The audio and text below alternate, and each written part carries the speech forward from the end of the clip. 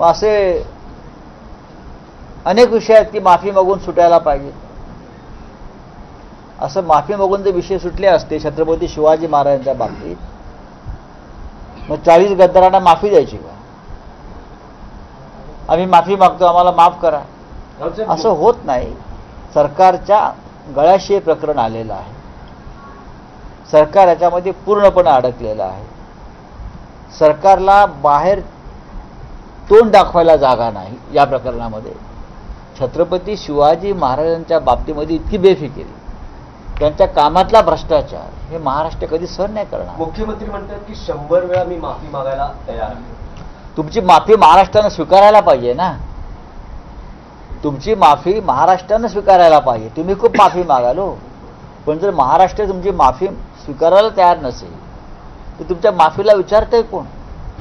मुळात या शिल्पकाराला काम देण्याची शिफारस कोणाची होती हे तुम्ही का जाहीर करत नाही? माफीचं नंतर बघू. तुमच्या घरातल्या कोणी आहे का याच्यामध्ये? याच्यामुळे काम त्याला मिळालं ते तुम्ही माफी मागायची आहे ना. माफीचा विषय नंतर आहे. माफी तुम्हाला नाक रगडावंच लागेल महाराष्ट्रासमोर 100दा. पण मुळात हे काम बेकायदेशीरपणे करण्यामागे प्रेरणा कोणाची होती हे जाहीर करा. तुमची माहिती काय? मी यापूर्वी सांगितलेलं आहे. मी पहिल्याच दिवशी सांगितलेलं आहे.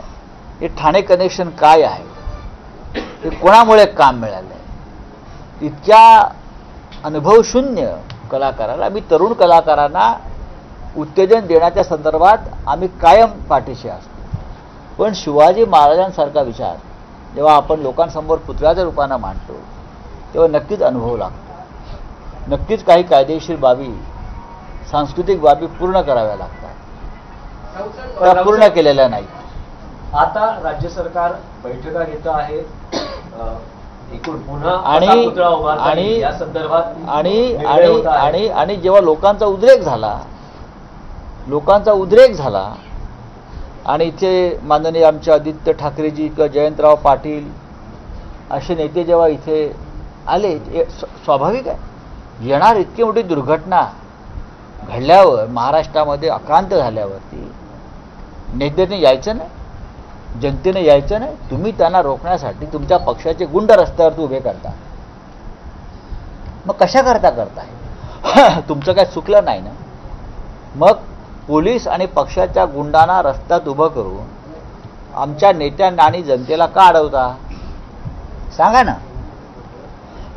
तुमचं काय म्हणणं आहे? राज्य सरकार, विशेषतः मुख्यमंत्री उपमुख्यमंत्री यांनी 2 दिवसात या संदर्भात बैठका घेतलेल्या आहेत आणि पुन्हा नव्याने ते नवीन काम कोणत्या ठेकेदाराला द्यायचं यासाठी बैठका असतात. आता दुसरा ठेकेदार पुतळ्याचं बजेट वाढवून बरं का कोणाला देता येईल त्यासाठी बैठका ते घेऊ शकतात. मंत्रालयातली प्रत्येक बैठक सध्याची ही ठेकेदारांना कसं, कोणतं, किती काम द्यायचं याच्यासाठीच होते. त्यातून शिवाजी महाराज सुद्धा सुटलेले नाहीत. राऊसाहेब, आपण पाहिलं की मीडिया माध्यमाने आज सोडण्यात आलं नाही, तुम्ही सांगितल्यानंतर सोडण्यात आलं आणि पुतळा देखील गाजवावर सील करायचे, काय सांगायला?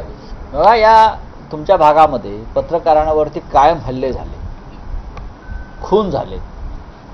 राजकीय कार्यकर्त्यांचे, शिवसैनिकांचे, पत्रकारांना घरात घुसून रात्रभर मारण्याच्या धमक्या भाजपकडून दिल्या गेल्या. मला कोणाची नावं घ्यायची नाही. अशा वातावरणामध्ये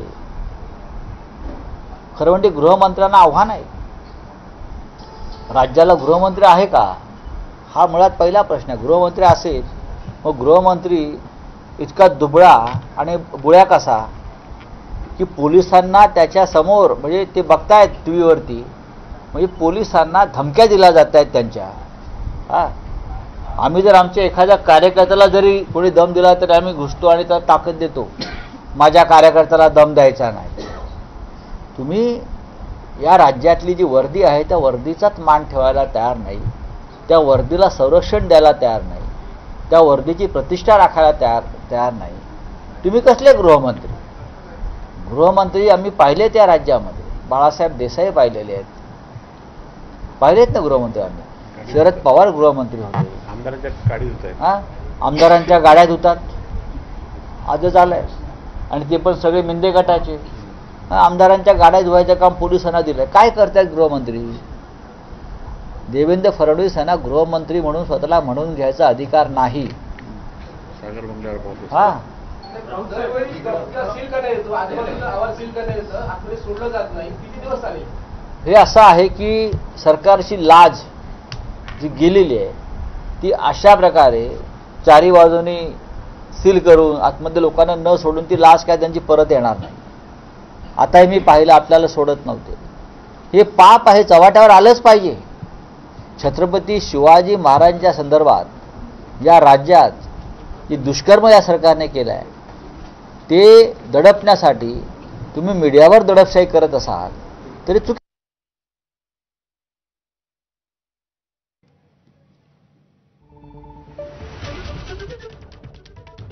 तर संजय राऊतांनी जाऊन राजकोटच्या किल्ल्याच्या एकंदरीतच या परिसराची पाहणी केलेली आहे आणि त्यानंतर त्यांनी सरकारवरती ताशेरे ओढलेले बघायला मिळतात. एक छोटासा ब्रेक घेऊन लगेच परततोय. पाहत रहा एबीपी माझा.